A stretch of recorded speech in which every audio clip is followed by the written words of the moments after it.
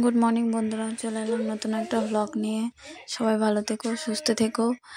দেখো, বিয়েবাড়ি থেকে চলে এসেছি আমরা। আর সকাল সকাল মাথায় চলে এলো আমার যে কি অনেক দিন চুলের ট্রিটমেন্ট করা হয়নি, চলো আজকে করা যাক। আর শ্বশুরবাড়িতে গিয়ে সময় হয় না বাচ্চাটার জন্য, ও পেছন পেছন ঘোরে। আর আমার কাজও করতে দেরি হয়ে যায়, ওকে স্নান করানো, খাওয়ানো, ঘরের কাজ করতে লেট হয়ে যায়। তার জন্য যখন বাপের বাড়ি যাই আমি তখনই করে নিই। তো দেখো, ওটার জন্য করে নিলাম রেডি। আর এদিকে মা সবজি কাটছে দেখে ভাবছি মায়ের সঙ্গে একটু করে নিই, যেহেতু হাতে পাতে করে দিলে না তাড়াতাড়ি হয়ে যায়।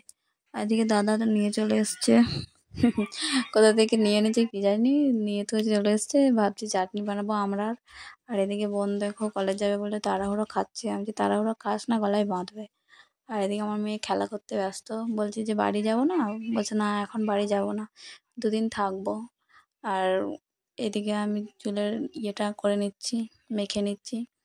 মাখতে সময় লাগে, কিন্তু মাখার পরে তারপরে যখন চুলটা ধোয়া হয় তখন চুল দেখে মনটা ফ্রি হয়ে যায়, চুল মাথাটা হালকা হয়ে যায়। আগে খুব করতাম, এখন আর করা হয় না।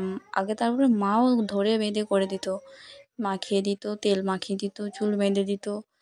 ওটার জন্য চুলের গ্রোটা যদিও আছে। আর এখন তো নিজের আর সময় পাই না, নিজে করিও না, মা থাকলে তাও করে দিচ্ছিল। তো দেখো আমার হয়ে গেছে মাখা। কেমন লাগছে অবশ্যই কমেন্ট করবে। আর নেক্সট ভিডিও অবশ্যই দেখবে, পাশে থেকো। বাই বাই, দেখা হচ্ছে নেক্সট ভিডিওতে।